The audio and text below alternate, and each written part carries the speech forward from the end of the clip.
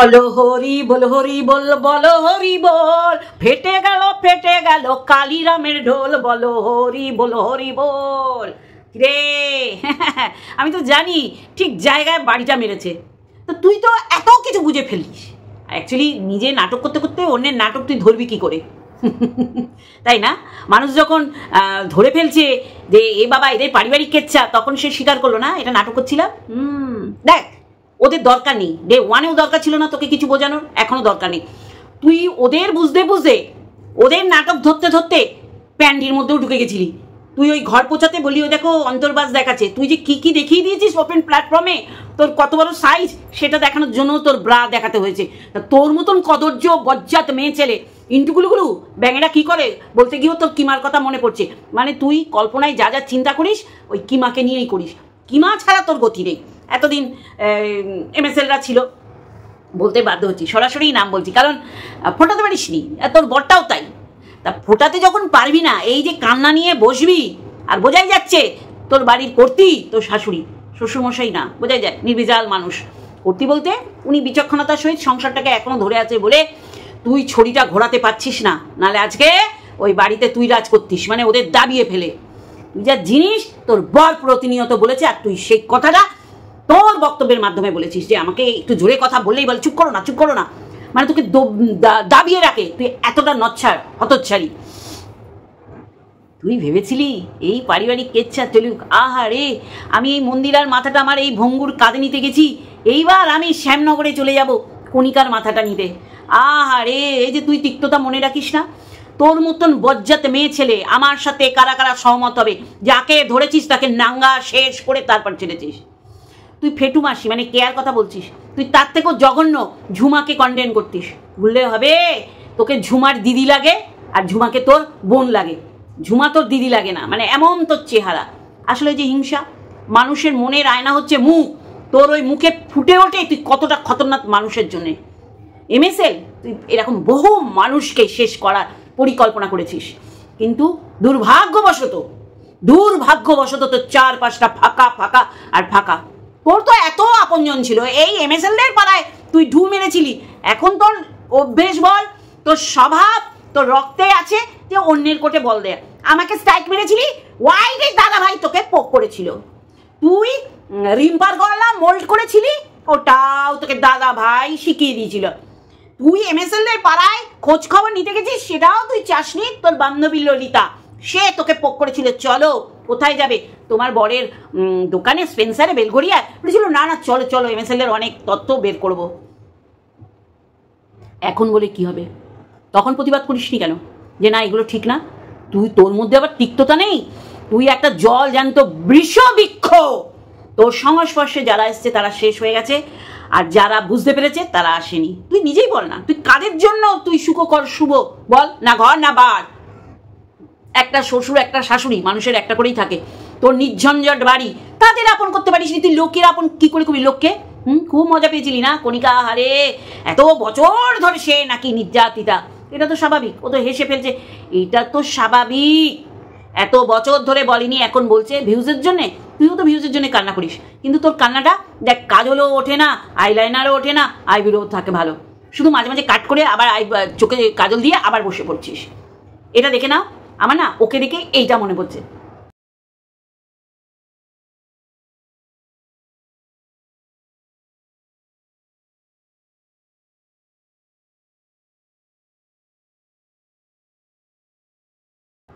কেমন দেখলে? হেভি না? হ্যাঁ আমি জানি তো হেভি। ওর কথা মনে পড়েছে, ও শিশুও বুঝতে পারিনি। আর এ দামড়ি খাসি এ মানুষকে বোঝানোর চেষ্টা করে আমার কান্নাটা কিন্তু ফেক না। তোমরা আমার কান্নাটা অরিজিনাল ভেবো। আর মাঝে মাঝে আমি কাট করে কাজল আর আইলাইনার আইব্রো করে চলে আসবো। বজ্জাত মেয়ে ছেলে, খুব ভালো লাগে না? জাজ ঠিক করেছে, এতদিন ওরা মুখ খুলিনি। আমি দেখেছি অনেকের কমেন্ট বক্সে কেউ গিয়ে বলছে বাবা কণিকার কি মুখ, হ্যাঁ কণিকা মুখ খুললেই যত দোষ, নন্দ ঘোষ। আর এরা রোজ সবার মানে এরা বলতে এই বজ্জাত মহিলা, এই বজ্জাত মহিলাটা প্রত্যেকটা নারীকে নগ্ন করেছে। যে আরজি করের এইটা বিভীষিকাময়, অবশ্যই এই বিষয়ে আমি বক্তব্য রাখবো বেলার দিকে। তার থেকেও বিভীষিকা হচ্ছে এ নারী হয়ে নারীদের গোপন অঙ্গে ঢুকে যায়, এ নারী হয়ে নারীদের নিজের দাঁত আর নখ দিয়ে সমস্ত পোশাক খুলে ফেলার চেষ্টা করে। কি হয়, নিজে নগ্ন হয়ে যায় সমাজের চোখে। কে রে তোর চারপাশে আছে একটা দেখা।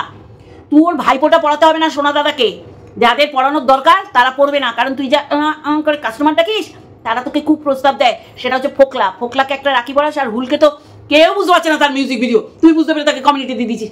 তাকে একটা রাখি পড়িয়ে দেখিস তো তারা পড়ে কিনা। তো সোনা দাদাকে পড়াতে হবে না, ও হিংসা করবে কেন, বরঞ্চ ও সোনা দাদার বাড়িতে গেছে, তুই হিংসায় জ্বলে পুড়ে ছারখার হয়ে গেছিস। কারণ তুই ভেবেইছিলি, আর এইটাই তুই মনের মধ্যে গেঁথে আর মাথার মধ্যে বেঁধে নিয়েছিলি যে এই সোনা বনু মানে মন্দিরার পাশে কেউ থাকবে না, শুধু তুই থাকবি, তুই ভিউজ কামাবি। তুই তো বলেছিস তোদের বিক্রি করে আমি টাকা ইনকাম করে সেটা চিকিৎসা করেছি, যার জন্য তো ফল কিচ্ছু পাসনি। লোকের পেছন মেরে, লোককে কটুকতা বলে, নগ্নতা দেখিয়ে, তার মধ্যে যারা নেই এর মধ্যে তাদের বিক্রি করবি, মন্দিরা ননদকে, মন্দিরার শাশুড়িকে, মন্দিরার মাকে, সেই টাকার তো সফলতা আসবে। তুই কী করে ভাবলি? তোর আগামী দিন তোর কী যায় দেখ। তোর এই যে তোর দুঃখ, তোর রাগ, তোর ক্ষোভ, তোর ভেঙে পড়া, তোর পরাজয় সমস্ত বহির্প্রকাশ হবে। ওই আর তো কারো হয় না, তোর কেন হয়? বজ্জাত মেয়ে ছেলে, না ঘর কা না ঘাট কা। এরম দেখাতিস যে বাইরের লোককে আমি টিট করতে, আমি বাইরের লোককে আমার সততা দিয়ে, আমার ন্যায় নিষ্ঠা যুক্তি তর্ক দিয়ে ভুল ভাঙতে চেষ্টা করছি। দেখো আমার শ্বশুরবাড়িটা কিন্তু আমার আপন, এরা আমার আপন, এরা আমার সাথ দিচ্ছে, এরা আমার নৈতিক সমর্থন করছে। সবাইকে ক্যামেরায় মুখ দেখাতে হয় না, তোকে পছন্দই করে না, সেটা তুই তো আমার থেকে ভালোই জানিস। তোর ঘরে, তোর পাড়ায়, তোর প্রতিবেশী, তোর আত্মীয় স্বজন তোকে কত ভালোবাসে না? হ্যাঁ, পিস্তো তো ননদ, মাস্তো তো ননদ, সব ডিং ডিং ডিং ডিং করে উপরে যায়। তোর ঘরে তো টুকিও মারে না, বা টুকি মারলে তুই সেটা ক্যামেরাবন্দিও করতে পারিস না। তোর কি দুরবস্থা, তোর নিজের লোকেরাই তোর না, ভাগ্নি তো খুব আসতো। কোথায় তুই লোকের বাড়িতে ঢিল মারিস নিজের টালির চাল দেখেও? ও বসে গেছে কণিকাকে নিয়ে, হ্যাঁ এমন গাতন দিয়েছে না, তোর মাঝে মাঝেই ওদের স্মরণ করতে হবে। তোর ভিডিওতে ওদের উল্লেখ না করলে, ছলে বলে কৌশলে তোর ভিডিও চলবে না। এখনো তুই কণিকার আর উজ্জ্বলের গু না খেলে থাকতে পারিস না, কারণ ওটা তোর অভ্যাস, তোর স্বভাব। আর সবাইকে ছাপিয়ে মন্দিরা প্যান্ডির মধ্যে মুখ গুজেছিলি। ওর মতো নোংরা মেয়ে ছেলে, কণিকা ঘর পুচ্ছে, ওর অন্তর্বাস তুই দেখে পেলি, ওর প্যান্টিটা। আর তুই যে ব্রা দেখিয়েছিস এরকম একটা ইন্টারন্যাশনাল প্ল্যাটফর্মে, দেখো আমার সাইজ, তোর সাইজ তুই দেখিয়েছিস। তোর পিরিয়ড হয় সেটা বলিস, মানুষ কত কদর্য আছে এখনো। দেখবেন রাত হলে লাইভগুলো শুধু মানুষগুলো এরকম হচ্ছে, বউগুলো সেইটা দেখতে ভিড় করে, আর কিছু না, নড়াটা দেখতে। তাহলে তোর এই পিরিয়ড, তোর এই ব্রা দেখে মানুষ তো তোকে কাক শকুন চিলের মতন তোর চ্যানেলে আসবে। একেই তোর উত্তেজনা করাতে পারিস না, তুই একটা শুকনো কাকতারুয়া। তুই ওই হুল আর ফোকলা এদের তুই উত্তেজনা করাতে পারবি, কারণ ওই যে কিছুই তো নেই, ওই মোটা ঠোঁটে লিপস্টিক মেখে কাস্টমার ডাকবি, আর কাস্টমার ঠিক চলে এসছে তুই আর মানতে পারছিস না। কারণ ওরটা তো সবাই বলে দিয়েছে, ও ঘুমালে কি ধরে শোয়, গায়ের মধ্যে মাছি ভ্যানম্যান করে, কতটা নোংরা। এই নোংরাকে হেব্বি ভেবে ক্যাটাগোরানি বেরিয়ে গেছে, আর সেটাই হচ্ছে ওর জীবনের চরম ভুল। ও নিজেও জানে, কিন্তু না, ওর তো প্রকাশ করলে হেরে যাবে। ও নিজেও জানে যে কত মারাত্মক একটা ভুল করে ও চলে এসছে, আর সেই ভুলটাকে তোরা ভুল করিস নি, বলেছিস ঠিক, তাই জন্যে ও মাঠে মারা পড়েছে, কিছু দেখানো নেই। সেই মাছি মুখে পড়া আর ল্যাটা মাছ ধরে শুয়ে থাকা এই নোংরা কদর্য একটা ছেলের কাছে ওর যেতে হয়েছে। শোনা দাদা, তোর আমি চুলকানি দেখি রে, তোর চুলকানি না, তোর মুখ, তোর বডি ল্যাঙ্গুয়েজ থেকে বেরিয়ে যায় কতটা তুই ব্যাটা চাটা।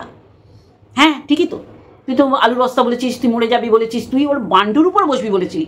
এটা তো অস্বীকার করে চলবে না, তুই অস্বীকার করলে তুই ভুলে গেলে আমি তো তোকে ভুলতে দেবো না। দিল্লি যাবে না, ও দিল্লি যাবে না, ও খেলবে আমি ওর কোলে বসবো, দেখবো তারাই কিনা। ও খেলবে আমি ওর কোলে বসবো, দেখবো তারাই কিনা। ও খেলবে আমি ওর কোলে বসবো, দেখবো তারাই কিনা। শুনলে, তাহলে এর উজ্জ্বলের বান্ডুর উপর বসার খুব শখ ছিল, কারণ ও জানে শিওর শট যেগুলো তাদের উপর বসবো। যেমন সন্দীপের বাবা রড লাগাচ্ছিল, কিন্তু তির্যক নগ্নতা দেখিয়েছে ওর ভাষার মাধ্যমে। ওর মতন মেয়ে ছেলে এখনো যে ওই একটা সুস্থ স্বাভাবিক ঘরে রয়েছিস, এটা মনে করবি তোর অনেক দিনের ভাগ্য। তোকে তো তাড়িয়ে দিতেই পারে, বা তাড়াচ্ছে, তুই বলছিস না। এরকম তো 6 মাস হয়ে গেল, 12ই ফেব্রুয়ারি থেকে 12ই আগস্ট। কই, তুই তো বলেছিলি তুমি কিন্তু এই 6 মাসে তুমি তোমার ডিসিশন জানাবে। নিশ্চয়ই তুইও বুঝেছিস যে তোর এই লস ছেড়ে বেরিয়ে যাওয়ার কোনো মানে সিদ্ধান্ত তোর মনেই আসে না। তুই একটা নাট্যকার, মানে শুধু নাট্যকার না, নাট্য অভিনেত্রী, মানে মানুষকে বোঝাবি আমি এই বেরিয়ে যাচ্ছি, এই বালিশ বানালাম। তোর বালিশ দরকার তাই বানিয়েছিস, তোর পিছনে পদার্থটা চেঞ্জ করার তাই করেছিস, আর তো কিছু করিসনি। এর মুখে মুদবি, তার মুখে মুদবি, তার পরিবারকে মুতে ভাসিয়ে দিবি। তোর আর তোর বরের কি বহুমূত্র রোগ আছে? হ্যাঁ, শুধু মুতিস, মূত্র খানাটাও তো ঠিক করিসনি। ফার্স্ট পেমেন্ট পেয়ে তুই বলেছিলি ঠিক করবি, মানুষকে বুজরুকি দিবি, পয়সা কামালেই হয় না, সেটাকে ইউটিলাইজ করতে হয়। কামিয়ে উই ধরিয়ে কোনো তো কাজ নেই, তাই না? উই ধরিয়ে কোনো কাজ আছে যেটা তোর কাজেই লাগবে না? না, তোর ভবিষ্যৎ বলে কিছু আছে। মানুষকে এই জন্যে বসে এই রকম যাতনা দিতে পারিস আর হামান দিস্তার মধ্যে পিষতে পারিস। খুব ফুটেছে না জায়গা মতন। ও কি বলেছে আর তুই কি বোঝাচ্ছিস? ও বলেছে এই চ্যানেলটাকে শেষ করার জন্য তুই ছিলি, সবাইকে বলতিস এই তোমরা দেখতে যাও, আনসার করো, এই ব্রেকফাস্টে এইটা দিলাম, দেখো লাঞ্চে কি নিয়ে আসছি। মানে লাঞ্চে তুই সরাসরি দেখতে পেয়েছিস কণিকা অন্য পুরুষের সাথে শুয়ে, আর ব্রেকফাস্টে মানে ঘুম থেকে উঠে জামা কাপড় ঠিক করছে। মানে তুই এইভাবে বক্তব্য পেশ করতিস। আর উজ্জ্বল তো পঙ্গু। ওই স্বামীর সামনেও ও যদি অন্য পুরুষের সাথে শুয়ে পড়ে কিচ্ছু করার নেই, যেটা তুই সোমনাথের ক্ষেত্রে বলতিস। আজকে তোর অবস্থা দেয়, তোর ব্রা প্যান্টি, তোর কোমর খুলে তোর চাগিয়ে দেখাতে হচ্ছে তোর সাইজ কত। কি দুর্দশা, কি দুর্দিন যে মানুষের সুপারি বলছে সেটা তুই মানতে নারাজ। আরে বলুক না, তোর সুপারিতে কিছুই কাজ হবে না। সুপারি কি তুই মৌসুমি বানাতে পারবি না। আর কি কারণে পারবি না তুইও জানিস, তাই না? না কেউ পেরেছে, পারিস নি। তাহলে সেইটাকে তোর দেখানোর কি আছে? সাইজ মানুষকে বোঝানোর কি আছে? না গো আমার সুপারি না, আমার মৌসুমি। কতটা নচ্ছর, কতটা কদাকার তুই, তোকে প্রায় সাইজ দেখাতে হয়। তুই আবার অন্যের ঘর পুচ্ছে অন্তর্বাসে চলে গেছিস। অ্যাকচুয়ালি নগ্ন তো তুই। তোর তো কালচার, তোর বেড়ে ওঠা, তোর আপব্রিঙ্গিং, তোর শিক্ষা দীক্ষা, সে তুই বলে দিস, আমাদের বলতে হয় না। আঘাত করার জন্য বলা না, তুই বলে দিস প্রতিনিয়ত তোর ক্যারেক্টারটা কি। দেখছিস না সব ছেলে সেই কিমা, মানে কিমা যত না আনন্দ নিতে পারে তুই আনন্দ নিস বেশি। ওই যে ছাগলের তৃতীয় বাচ্চা, তুই দুটো বাচ্চা দুধ খায়, একটা বাচ্চা ওই দেখে আনন্দ প্রকাশ করে। তোর হচ্ছে যে আনন্দ প্রকাশ ছাড়া তুই তো প্র্যাকটিক্যালি কিছু দেখাতে পারবি না। খুব ভালো লাগে না? ও বলেছে তুই ওদের শেষ করেছিস, ওদের চ্যানেলটা। এইটার সাথে সহমত যারা তারা আমার কমেন্ট বক্স ভরিয়ে দেবে, আর দুটো ওকে ওই মানে উজ্জ্ব খিস্তি দেবে। উজ্জ্ব মানে মানুষ বুঝতে পারছে সেরকম খিস্তি দেবে। তোকে বলিনি যে কে পরকিয়া করছে? হ্যাঁ, পরকিয়া ব্র্যান্ড অ্যাম্বাসেডার। হ্যাঁ, এইটা তো ঘটনা ভাই। তুই বলেছিস এ পরকিয়া বৈধ, পরকিয়া বৈধ বল। এখন আর বলতে পারিস না। পরকিয়াগুলোকে প্রমোট করেছিস আর প্রোটেক্ট করেছিস। তুই হচ্ছিস সবচেয়ে নোংরা ওয়াইটি। তুই অন্যদের ডাস্টবিন, ভ্যাট, তারপরে গার্বেজ বলিস। তোর মতন জল জ্যান্ত একটা নোংরা, যেটা সমাজকে ক্ষতি ছাড়া কিছু দিতে পারছিস না।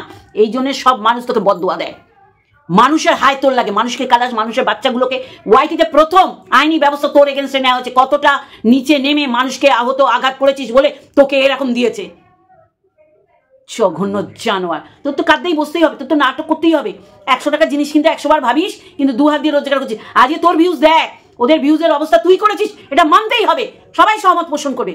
বজ্জাত মেয়ে ছেলে, ধিক্কার জানাই তোর মতন মেয়ে ছেলেদের প্রোটেক্ট করার, যাদের প্রোটেক্ট করার তাদের প্রোটেক্ট না করে যারা নোংরামি করেছে তাদের প্রোটেক্ট করেছিস। কিন্তু দেখ তোর সব কুল হারিয়েছে। যাদের তুই নগ্ন দেখেছিস, যাদের চ্যানেল খেয়ে নেওয়ার উপক্রম করেছিস, যে ঝুমা থেকে মৌমিতা, বসা থেকে আরম্ভ করে সববার, মন্দিরাকে তো পুরো শেষ করে দিবি। কিন্তু মন্দিরা এমন একটা মানে কি বলবো, মানব প্রজাতির মতো একটা যারা হাটকে, যে তাকে তুই চেষ্টা করেও তার শেষ দেখতে পারিস, তার উন্নতি হচ্ছে দিনকে দিন। আর মন্দিরার পাশে কাউকে সহ্য করতে পারিস না। জানোয়ারগিরি তোমার ছুটি দেবো। হ্যালো বন্ধুরা, কেমন আছো? আশা করি তোমরা ভালো এবং সুস্থ আছো। আমিও বেশ ভালো আছি। উত্তেজিত করে দিচ্ছে ও এমন একটা সতী সাজার চেষ্টা করছে, মানুষ যেন ওকে ভুলে গেছে। আজকে ওর এই অবস্থা কেন? ওর এই গোপন সূত্ররা কোথায়? গোপন সূত্ররা কেন উজ্জ্বল কণিকারা একটা চ্যানেলকেই বলছে, আর ওর গায়ে লাগলো কেন? হ্যাঁ, তোর গায়ে লাগছে কেন? তার মানে তুই জানিস যে তুই করেছিস সেইগুলো। ও তো কোনো চ্যানেলের নাম বলেনি, কিন্তু তোর গায়ে মাখতে হচ্ছে, কারণ তুই করেছিস। তাই তুই পরকিয়া দেখো গিয়ে এটা বলিসনি, কিন্তু পরকিয়াকে প্রোটেক্ট করেছিস, নোংরামিকে প্রোটেক্ট করেছিস, নোংরামি দেখতে বলেছিস, নোংরামি ঘেটে তুই পয়সা রোজগার করেছিস। সেই পয়সা কিচ্ছু কাজ হয়নি। কি করেছিস? এই নোংরামিকে সাপোর্ট করে, নোংরামিকে দেখতে বলে, নোংরামি বলে তুই তোর পরিবারটা, বিশেষ করে তোর সিদ্ধালালেস বর্ণা, তোর শ্বশুর মশাই একজন শিক্ষক, তার মান সম্মান ডুবিয়ে দিয়েছিস। খোঁজ নে, তুই তো ভালোই জানিস তোর পাড়ায় তোর কত সুনাম। জঘন্য জানোয়ার। মানুষের কিছু দিতে না পারলে তাদের আঁকড়ে ধরে, তারাই সন্তান সম। ও প্রতিনিয়ত ওদের বিক্রি করে খাচ্ছে। এইটাই হচ্ছে কথা, জানিস তো? তুই যে সমর্থন করেছিস, বাবা কণিকা তাহলে আমার মতন বলে 1.5 মাসে তুই চিনে গেছিস শ্বশুরবাড়ি। একেবারে ঝাপড়ার উপরে ছাপড়ি, একটা ছাপড়ি মেয়ে ছেলে। দেখেছিস তো, সত্যি কথা বেরিয়ে যায়। আর যা করিস, আইলাইনার, কাজল, আইব্রো করে, এগুলো ফেক কান্না। মানুষ ধরে ফেলেছে তোর নাটক, মানুষে ধরে ফেলেছে। তোর দুর্ভাগ্য, তোর অক্ষমতা, তোর দুর্বলতা। তুই কণিকার নাটক ধরতে পারিসনি। কণিকা নিজের লোকদের কাছে আগে বলে নিয়েছে, সেটা ইনক্লুড মি। যার জন্য আমি বলতে পারছি, চল ফে। ও বসে গেছে কণিকা। তুই এসে ব্রায়ের সাইজ বলেছিস। কে রে দেখায়? কোন মেয়ে ব্রা দেখায়? কতটা নগ্ন তুই! তোর কন্টেন্ট ছিল ঝুমা, তোর কন্টেন্ট একবার দুবার কেয়াকে নিয়েও করেছিস, তুই মুখ দেখাস কি করে? হ্যাঁ, যে দলে ছিলি সেই দলেই সীমা ছিল। পতিতা বলতে খুব ভালো লাগে, ও নিজে পতিতা কখনোই বলেনি নিজেকে, কিন্তু তোর বলতে হয়েছে, তোর ভিডিও করতে সুবিধা হয়েছে, তোর বলতে হয়েছে যে যৌবনের এডিট ভাসুর করে দিয়ে আসছে, কিন্তু তুই দেখতে পাচ্ছিস ক্যাতা যে ল্যাটা, হ্যাঁ ল্যাটার সাথে যুক্ত, কিন্তু তুই ওটা আনদেখা করছিস না। আনদেখা না করলে তো তোকে তো দল থেকে শুধু ছাটেনি, তোর বিরুদ্ধে নেমে যাবে ক্যাতার প্রথম সারির সব দালালগুলো। চলবে, চল জঘন্য জানোয়ার মেয়ে ছিল। চলো বন্ধুরা, আজকে একটুখানি একটা ভিডিওর সাথে অবশ্যই দেখা হবে। Love you all.